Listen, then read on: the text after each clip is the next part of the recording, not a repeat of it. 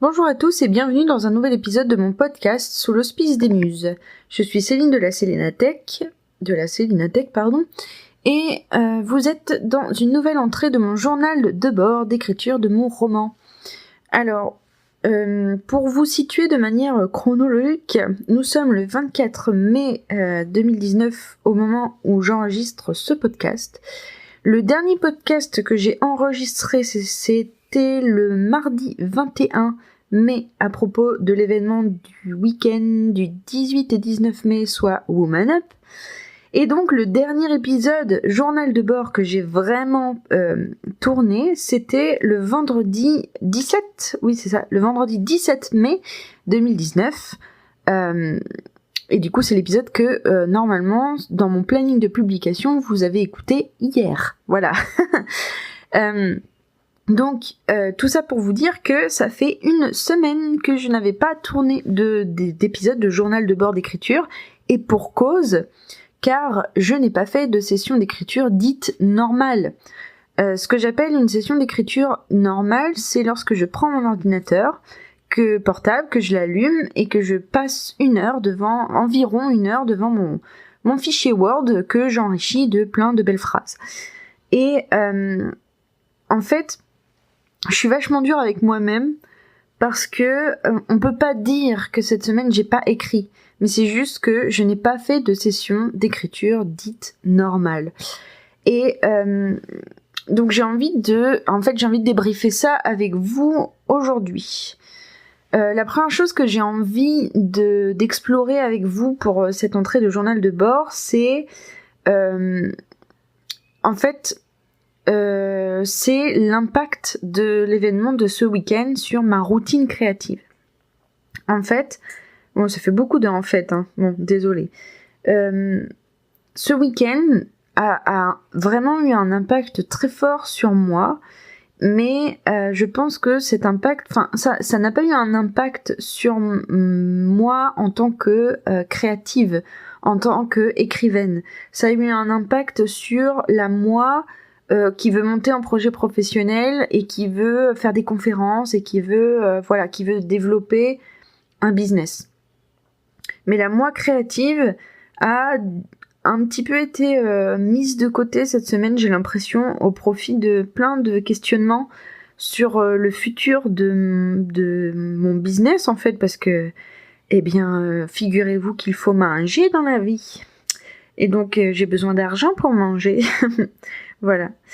Et en fait, c'est rigolo parce que le fait d'écrire un roman, ça peut rentrer dans un projet professionnel, mais en fait, pour moi, l'écriture de romans, c'est le projet professionnel à long terme, et tout ce qu'il y a à côté, c'est ce qu'il faut que je mette en place pour pouvoir me créer ces espaces où je peux écrire et donc nourrir mon projet professionnel à long terme. Du coup, pour le moment, il faut que je me concentre aussi sur mon projet professionnel à court terme. Voilà. Et en fait, du coup, cette semaine, je sais pas, j'avais énormément besoin je pense que j'avais beaucoup besoin de réfléchir, juste de rien faire, pour laisser mon cerveau en fait emmagasiner tout ce qui s'est pris dans la face pendant tout un week-end, et toutes les ficelles d'idées que ça me donnait.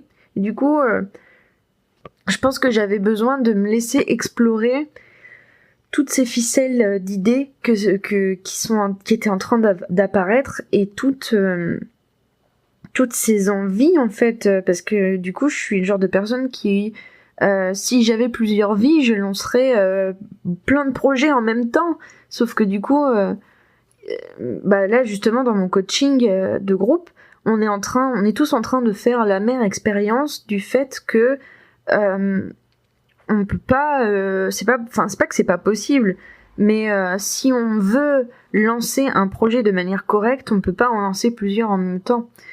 Et ça veut pas dire que les autres, on pourra jamais les faire, mais ça veut dire qu'il faut accepter que les autres soient dans une temporalité un peu plus longue que le projet qui brûle et qui est le projet qu'il faut faire maintenant. Donc, j'avais besoin, je pense, j'avais besoin d'être claire avec moi-même et de prendre cette semaine pour être claire avec moi-même et j'ai beaucoup écrit sur moi, j'ai beaucoup fait des flots de pensée, j'ai beaucoup fait des journaux de bord, j'ai beaucoup fait des journaux de bord, mais des journaux de bord de ma personne et pas des journaux de bord de l'écriture de mon roman. Et du coup, c'est vrai que c'était, je sais pas, j'ai vraiment une semaine introspective, quoi. Et du coup, j'ai l'impression que pour l'instant, j'ai le sentiment que quand j'écris à mon sujet, quand j'écris des choses réalistes, je me sens plus capable après d'écrire des choses créatives, en fait. À partir du moment où je lance un projet, pas vraiment un projet, mais à partir du moment où je me lance dans l'écriture de flots de pensée, par exemple, j'ai l'impression que mon cerveau est du coup focalisé sur ces flots de pensée là, et que il est plus capable de rêver et de s'extirper de la réalité, en fait. Mais quelque part, je pense que c'est bien, parce que ça veut dire que j'ai appris à pratiquer l'écriture développement personnel, en fait. J'ai appris à pratiquer l'écriture où je me pose des questions et je laisse le temps à mon cerveau de répondre à ces questions-là. Et quelque part, ça reste une pratique d'écriture, hein, parce que je pense que j'ai bien passé 1 heure par jour à écrire cette semaine. C'est juste que je suis tellement dure avec moi-même que j'appelle pas ça des sessions d'écriture. Et pourquoi ? Tout simplement parce que c'était pas des écritures qui faisaient avancer mon roman. Et donc voilà, et en fait je me dis, mais je suis ma pire ennemie. Ma pire ennemie. Parce que c'est pas, je pense que c'était nécessaire ce que j'ai fait cette semaine. C'était nécessaire d'écrire sur mon projet professionnel. C'était nécessaire d'écrire sur comment je vais, moi, et de faire aussi en sorte de faire retomber un peu les émotions de Woman Up de ce week-end, quoi, parce que j'ai vécu énormément d'émotions en 2 jours, et moi, mon quotidien, c'est quand même d'être toute seule dans ma maison, à travailler pour des gens qui sont derrière des écrans, qui sont loin de moi, que je ne vois pas physiquement, et des fois, il y a des journées où ma seule interaction sociale, c'est mon conjoint quand il rentre le soir, quoi. Donc voilà, donc c'est vrai que il y a des moments où il faut être indulgent avec soi-même et se rendre compte que il y a des choses qu'on vit dans la vie qu'il faut se laisser digérer, en fait. Et je pense que de toute façon, même si je m'étais forcée à écrire sur mon roman cette semaine, ça aurait pas produit des belles choses, ça aurait pas produit des choses que j'aurais gardées pour la suite, parce que pour la raison que je vais vous détailler en point numéro 2 de ce podcast, mais aussi parce que je pense que en fait, c'est comme je vous disais dans mon épisode sur l'image de l'écrivain en souffrance, c'est que du coup moi personnellement, les émotions négatives, ce sont pas des vecteurs de créativité chez moi. Du coup, il fallait que je me refasse tout un rituel pour être bien avec moi-même, pour me remettre à l'écriture. Voilà, et du coup le point numéro 2 que je voulais aborder avec vous, c'est le fait que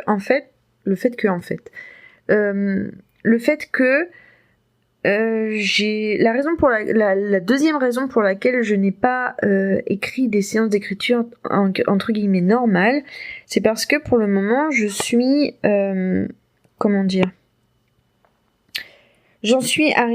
vous le disais dans l'épisode que vous avez écouté hier, je suis au moment de mon roman où j'ai écrit tout ce que j'avais dans la tête pour le début, et je n'ai pas encore, j'ai pas trouvé d'idée pour la suite. J'ai pas une idée aussi claire de la suite.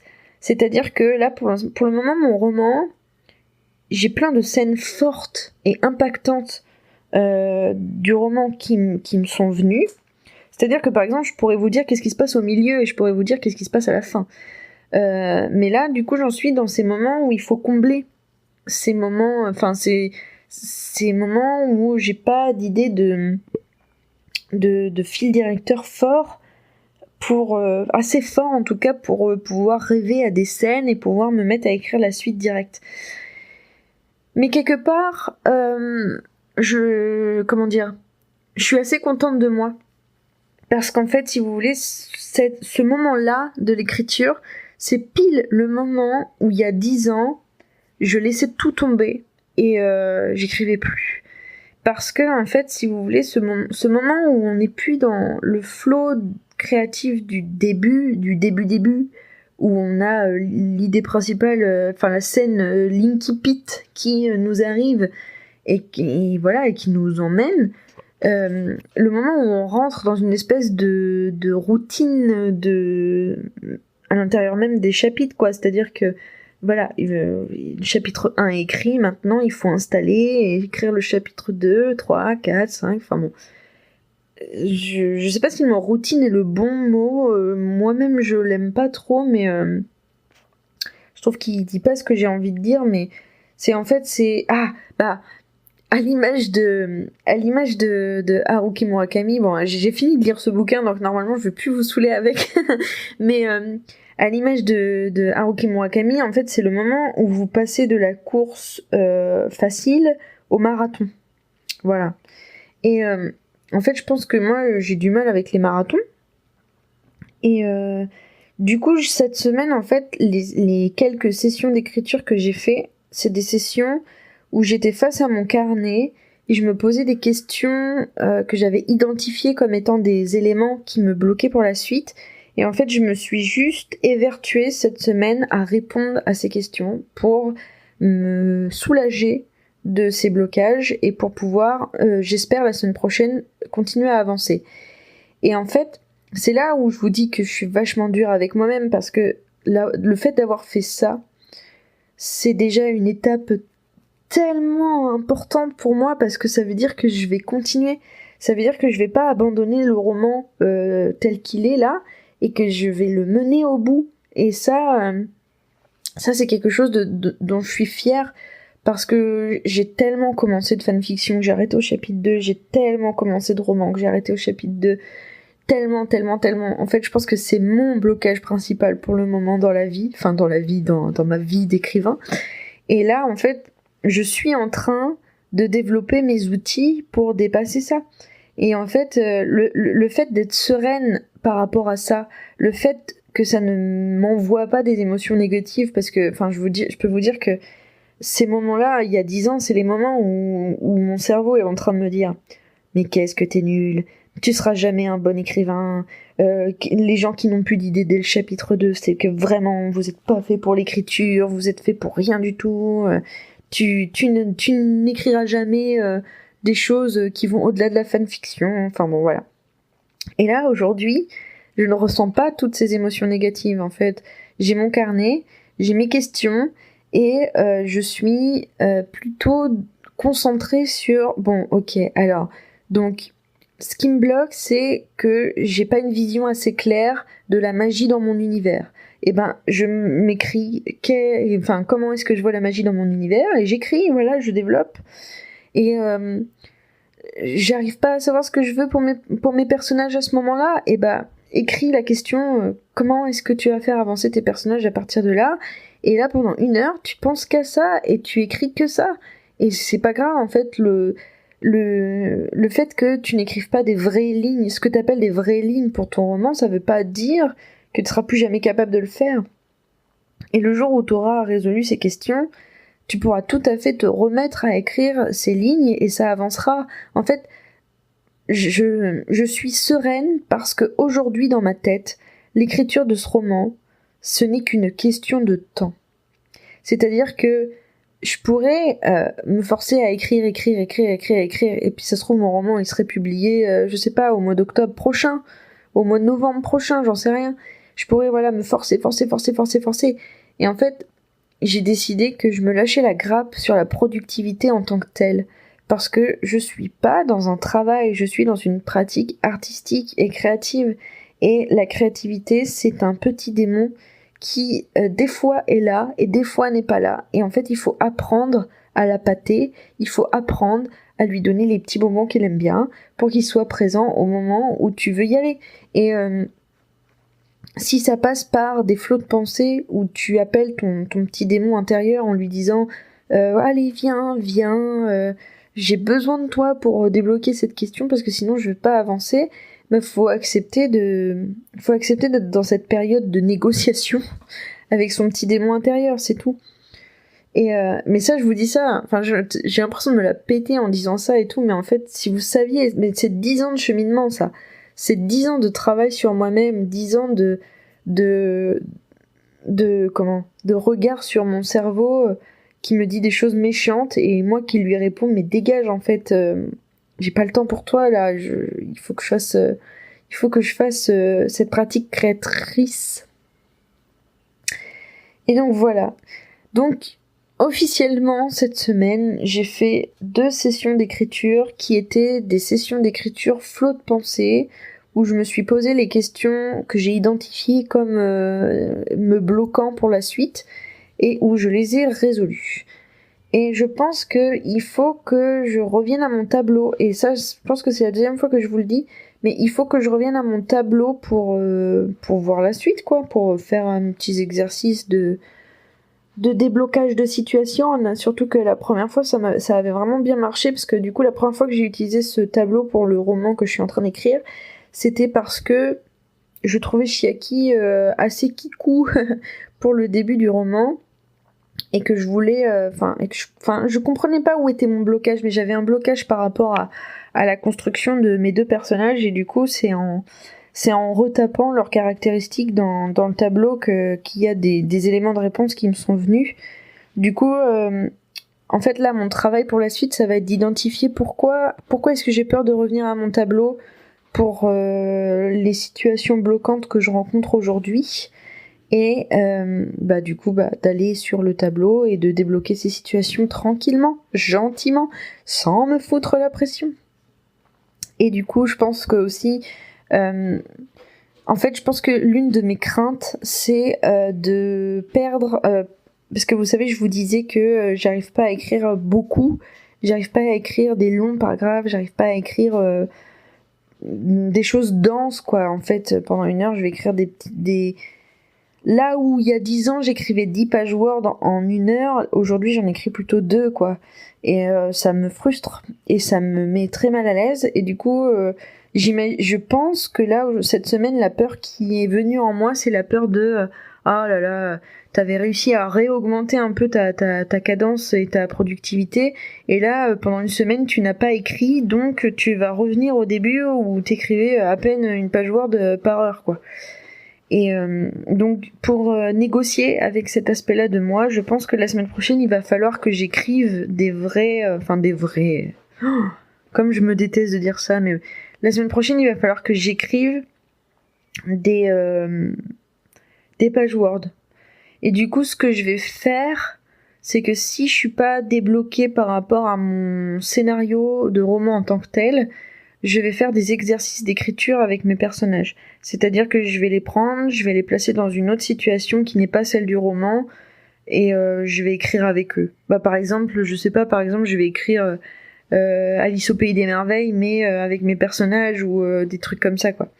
D'ailleurs, c'est rigolo parce que les exercices d'écriture, ça fait référence à une formation que je vais écrire et mettre en vente bientôt, qui parle de comment renouer avec la ludification de l'écriture récréative.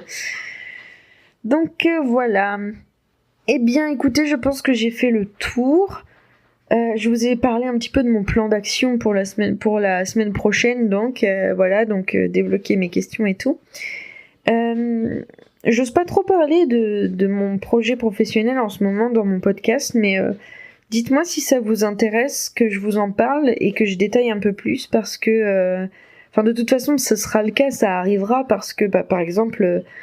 il faut que je vous fasse là un épisode pour vous parler de la formation que j'ai mise en ligne et que j'ai mise en vente. Donc il faut que je vous en parle. Mais en fait, je voudrais savoir dans quelle mesure ce serait intéressant pour vous, en fait. Donc voilà, n'hésitez pas à me faire des retours. Eh bien, merci de m'avoir écouté jusque-là. Je vous retrouve dans un prochain épisode très bientôt. Et d'ici là, je vous souhaite de débloquer tous les points de blocage que vous rencontrez par rapport à l'écriture de vos romans. Allez, ciao!